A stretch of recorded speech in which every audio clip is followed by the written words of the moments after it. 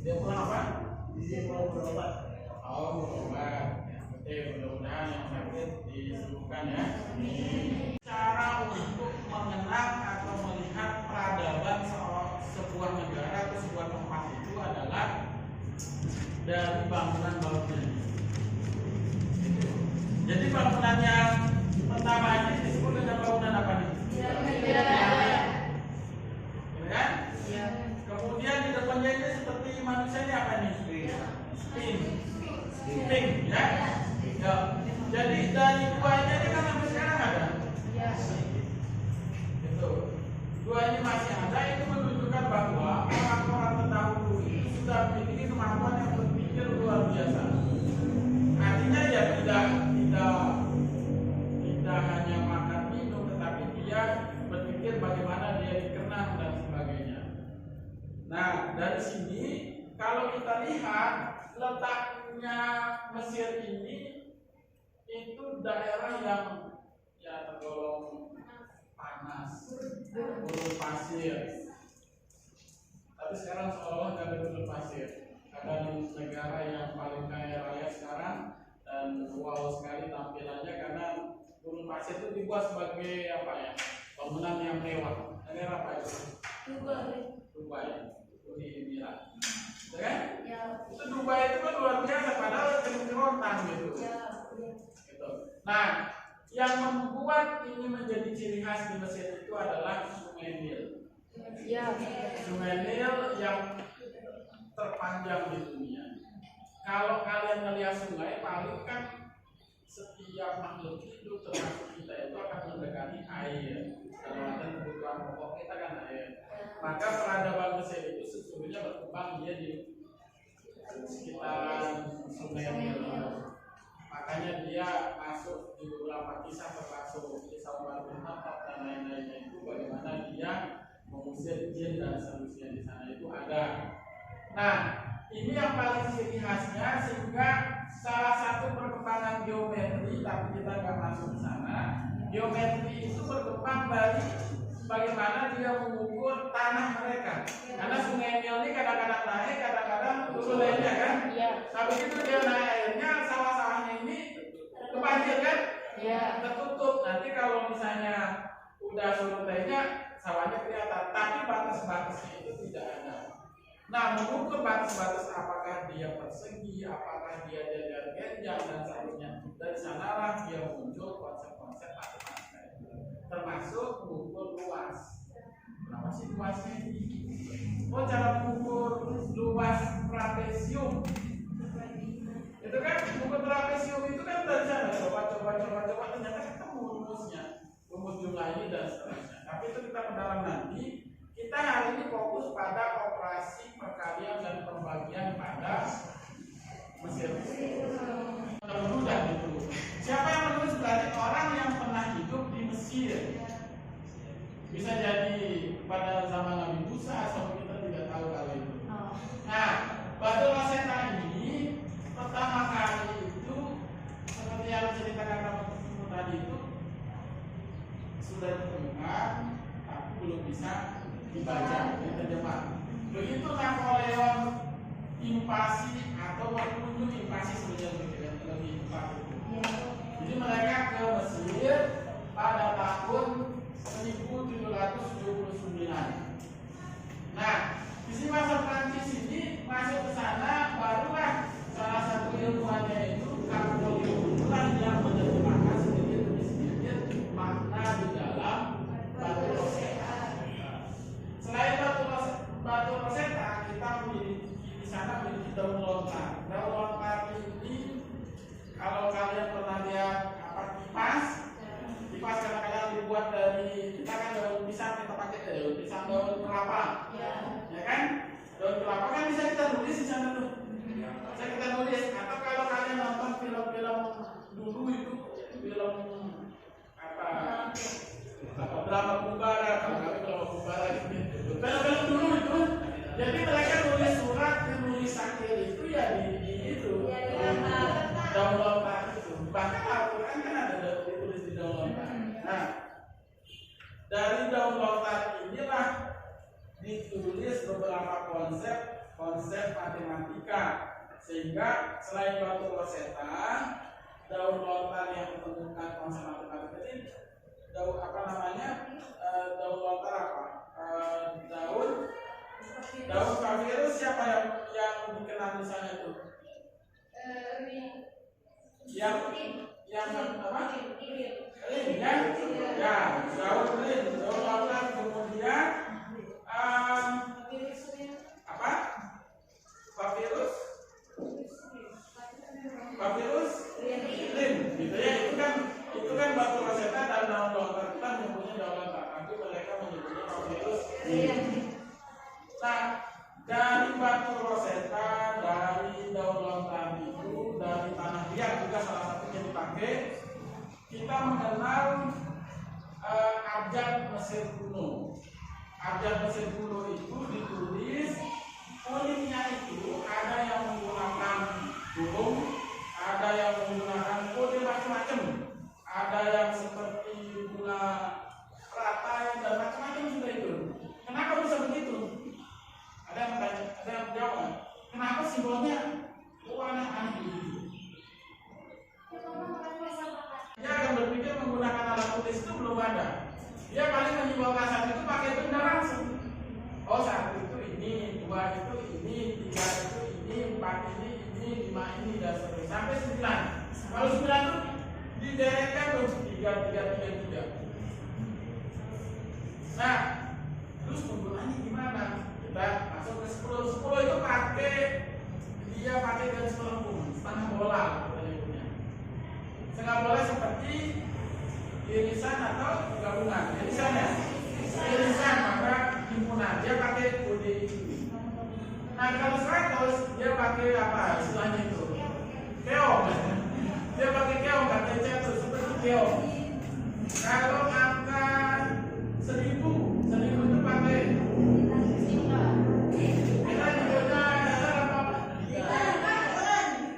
kita nyebutnya kayak itu bunga ya.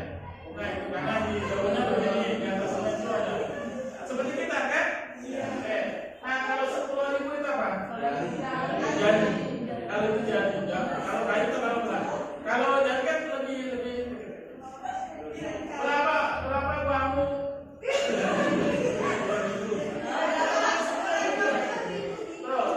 Terus yang lucu lagi itu 100.000 itu kodok. Simbol itu. Jadi angka-angka di bawahnya sebenarnya nggak ada itu. Nanti dia pakai kode. Oh ini nilainya ini. Angka 100 itu apa kita menerjemahkan maksudnya ini. Oke, sampai pada 1 juta itu kayak orang patung ya. Nah, sebelahnya itu penggunaannya gimana cara nulisnya? Kebayang nggak gimana cara tulisnya? Yang di sebelah, yang dicontoh di sini, coba dilihat ya. Yang sebelah kanan itu contohnya, kalau angkanya begitu ya, ini ada gambar tangan, kemudian 2 gambar bunga, 4 gambar keong, 2 setengah lingkaran, 7 tongkat. 7 tongkat itu sama dengan 12.420. Oke, kemudian yang di bawahnya itu 2 setengah lingkaran, 3 itu 23. Kemudian di bawah lagi itu 221. Tinggal kan 2 itu kan tidak saja. Nah, yang itu ini kan 2. Ini 100 dan 221. Yang ini misalnya 211. Nah, kalau yang ini berapa kok bisa beda? Uniknya di Mesir kuno ini dia tidak mengenal urutan.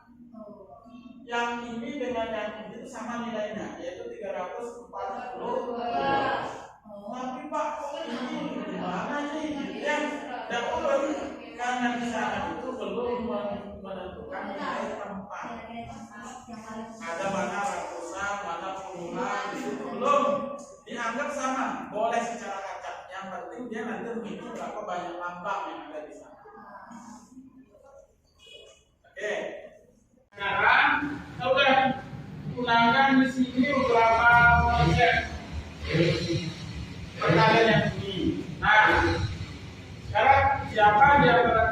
makanya dia bisa menjelaskan sebenarnya konsep hasil kuno itu seperti ini loh.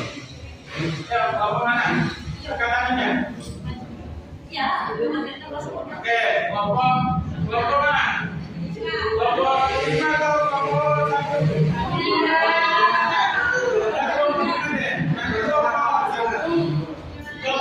Yang di sini ambil salah satu. Nah, kelompok 5 coba jelaskan konsepnya sebenarnya kayak seperti apa sih?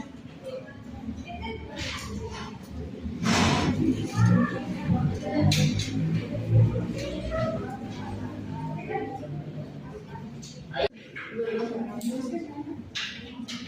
Langsung dijelaskan, tulis dulu. Oke, tulis dulu.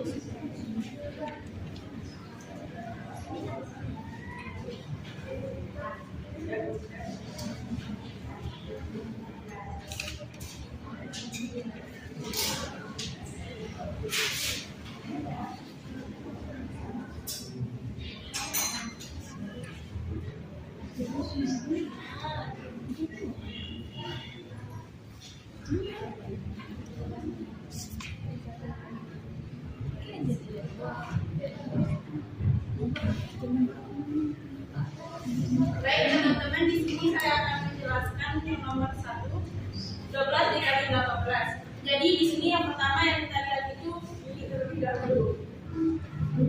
Ini yang kita lihat. Yang pertama kita mulai dari angka 1. 1 udah kali 18 kan ada 18. Selanjutnya kenapa di sini 2? Karena ini merupakan nilai ganda dari 1. 1 ditambah 1 sama dengan 2. Jadinya 18 ditambah 18 hasilnya 36. Itu pun seterusnya. 2 itu nilai gandanya itu 4. 2 ditambah 2 sama dengan 4. Jadinya 36 ditambah 36 hasilnya 72. Ini juga nilai ganda dari 36 hasilnya 72. Itu pun seterusnya ya, seperti ini. Oke, selanjutnya kita akan mencari berapa ya dari yang 4 ini yang bisa menghasilkan 12. Berapa kira-kira? Dan 8. Kenapa tidak 8 ditambah 1? Berarti 8 ditambah 4 itu hasilnya 12. Oke. Di sini berarti untuk menghasilkan 12 kali 18 itu tinggal kita jumlahkan hasil yang kita coret ini, yaitu 72 dan 144. Kita seperti ini ya. 16 dikali 18.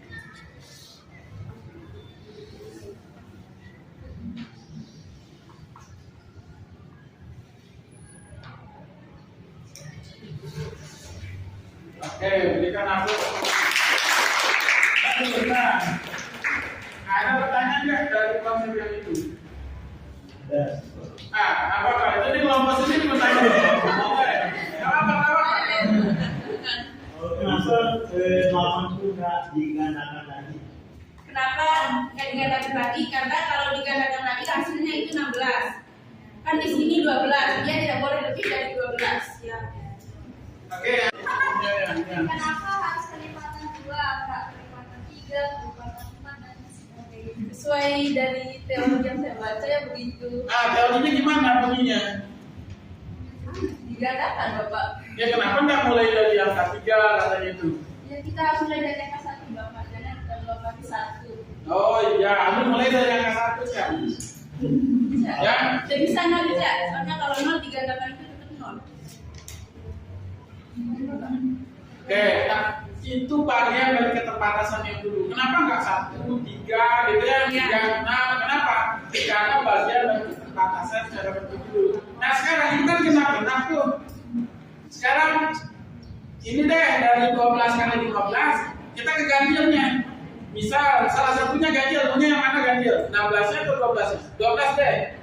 15 kali 18. Gimana kira-kira caranya? Nggak perlu hitung-hitung lagi karena ada di sana.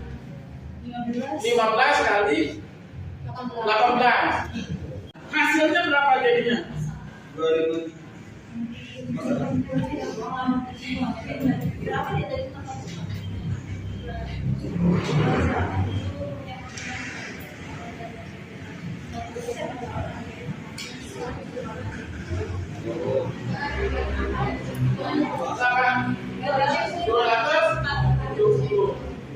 Nah, oke, jadi Jadi pertanyaan terakhir deh dari saya. Ini nanti kita masuk ke pembagian soalnya nanti. Coba perhatikan cara yang keempat tadi yang kita temukan. Ya, cara yang keempat itu apa persamaannya dengan cara Itu kita uraikan. 270 itu sama dengan 18 tambah 36 tambah 72 tambah 144. Nah nanti pengalinya itu bakal keluar. apa? Oh, tulis. Yo, oke, bismillah. Kamu juga komen nanti, enggak ya?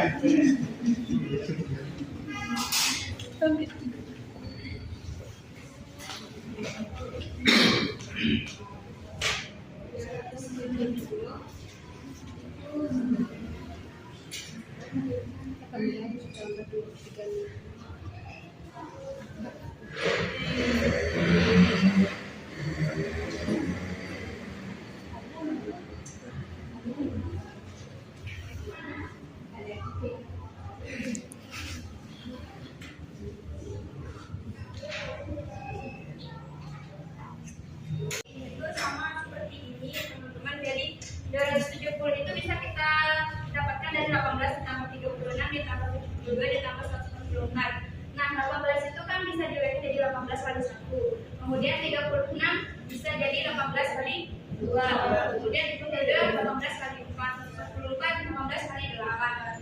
Nah yang dikalikan sama bilangannya 18 di 18 di sini 18 di sini juga 18.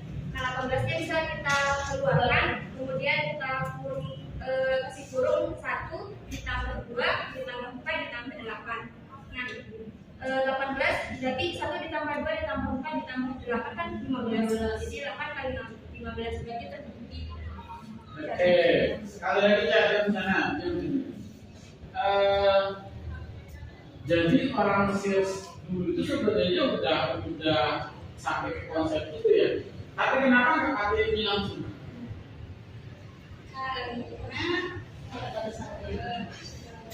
Karena kan 270 ini bukan hanya dari 18 36 72 144, bisa dari 200 tambah 70 gitu. Oke, beragam gitu ya. Oke, ya silakan dilihat. Jadi begitu. Sebenarnya kalau kita lihat konsep yang kita dapatkan sekarang ini prosesnya itu dari dulu. Di minggu kemarin saya bilang bahwa matematika itu ada kesepakatan. Simbol-simbol yang tadi itu sudah disepakati digunakan. Ini masih di Mesir kuno, belum di Yunani, belum di India dan seterusnya. Nanti akan yang digunakan itu adalah mana yang paling efektif dan efisien.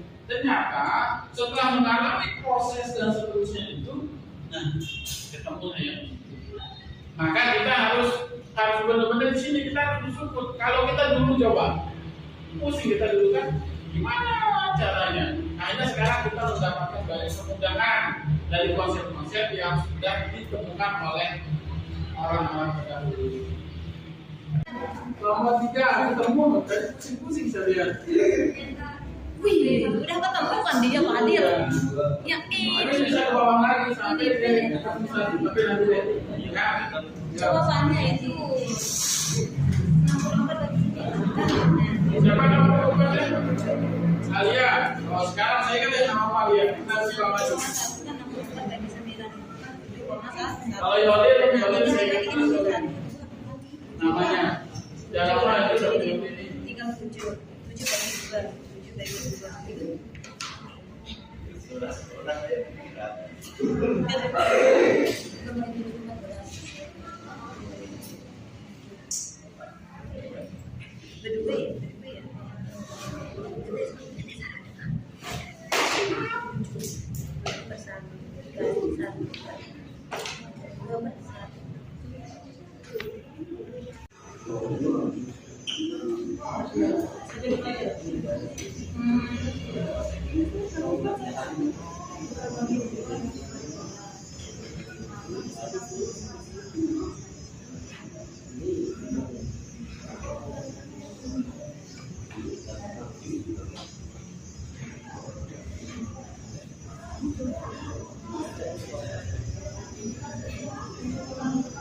Oke, coba dijelaskan ketemunya kenapa hasilnya seperti itu? Jadi pertama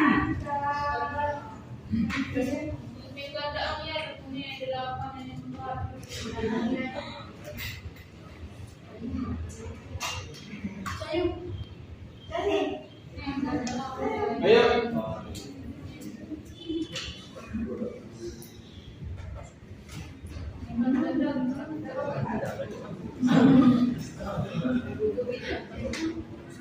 Jadi pertama kita buatkan di sini 9x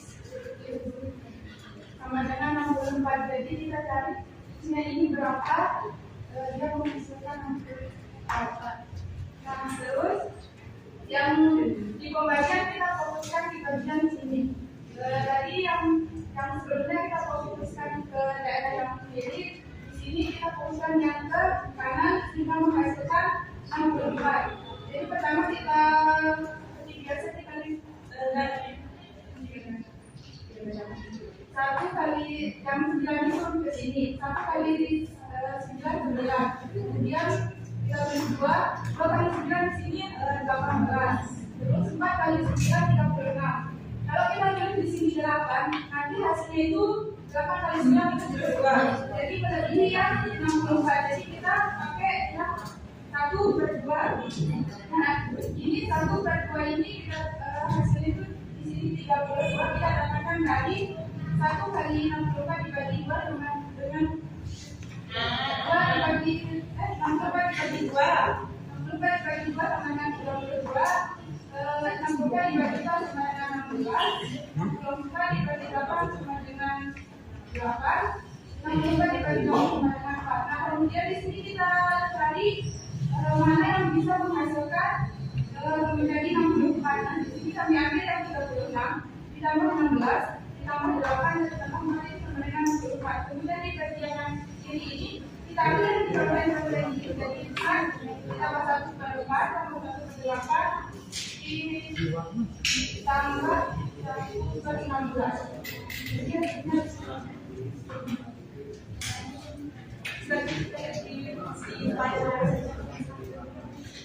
Oke, ada pertanyaan nggak? Ya, Bill. Mau nanya apa? Kenapa di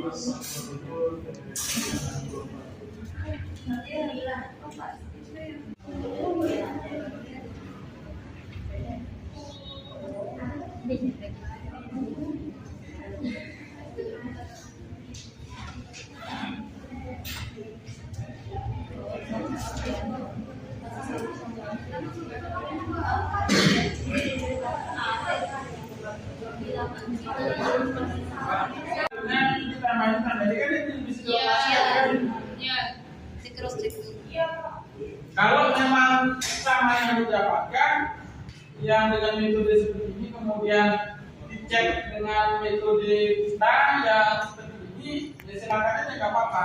Tapi kalau berbeda berarti masih ada yang keliru pemahaman konsep kalian di penerapan operasi pembagian pada masa matematika Mesir kuno itu.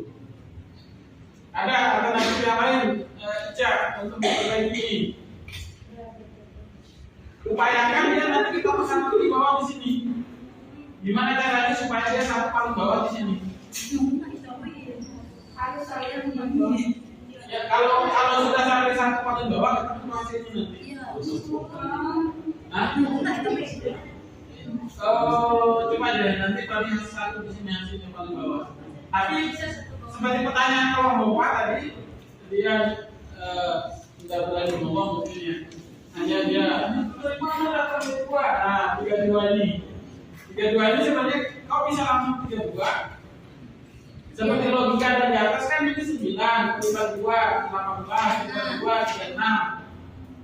Terus 32 kau bisa 32. Iya.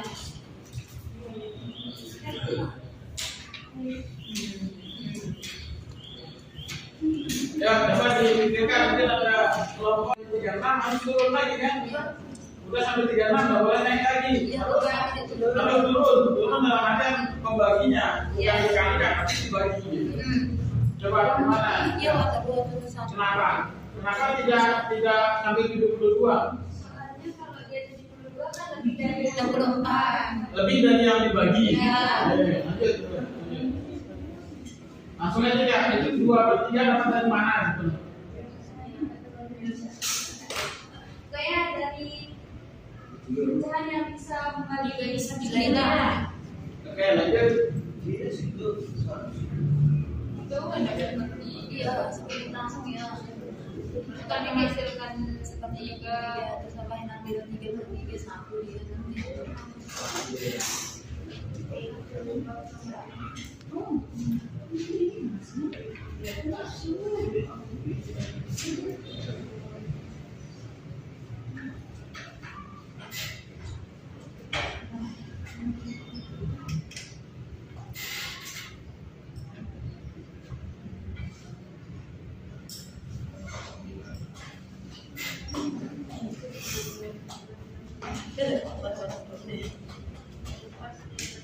Yuk. Lanjut. Dalam konteks di bawah pemilihan sebagai kalman.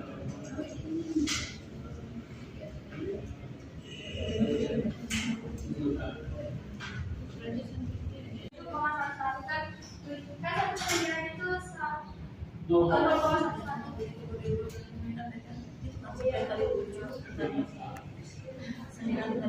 Oke, upload juga ya.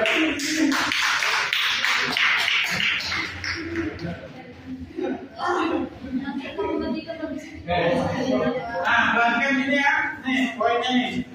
Sekali lagi, kalau kalian melakukan pembagian ataupun maksudnya beri pembagian, kalau potong di 36 itu harus turun. Turunnya itu di 36 ke 6. Ini berarti dibagi 6 kan? Sebelah juga dibagi 6. 4/6 sepertinya di sini. 4/6, tapi diperkecil sama Cak. Tuh, Cak. Jadi kalau jadi dulu, misalkan jadi dulu tuh. Jadi kalau melakukan lompatan itu harus dikasih tahu ketika menjelaskan, karena tidak semuanya paham. Ini jangan-jangan dari mana nih gitu. Nah, ketika siswa kita prediksi dia akan bertanya seperti itu, ya udah kita kasih scaffoldingnya. Scaffolding itu alat bantu ini. Jadi 4/6 masuk ke 2/3. Nah, di bawahnya ini kalau ini kan langsung dibagi 2 tuh, ya, dibagi 2, jadi dia sepertiga. Kok jadi sepertiga? 46 dibagi 2, jadi berapa dia? 46 dibagi 2, jadi berapa? Tidak usah di sini aja, langsung begini aja. 46 jadi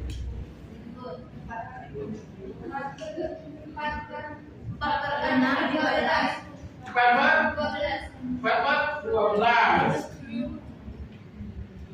Nah, karena dia 4/12, makanya dia jadi 1/3. Gitu. Kemudian dibagi 3 lagi, makanya dia 1/9. Tulisnya sini. Nah, begitu diambil, oke, dapat nih gitu. 18, nah, 36, di sini 64. Kasihnya udah direncanakan di sini. Ada nggak metode yang lain? Misalnya nanti ada penemu yang jawab 36, tapi 36 ini dibagi ke 9.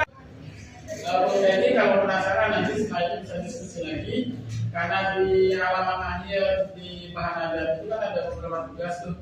Silakan dikuasai, dipelajari. Nanti saya kasih nomor-nomor mana saja yang harus diselesaikan.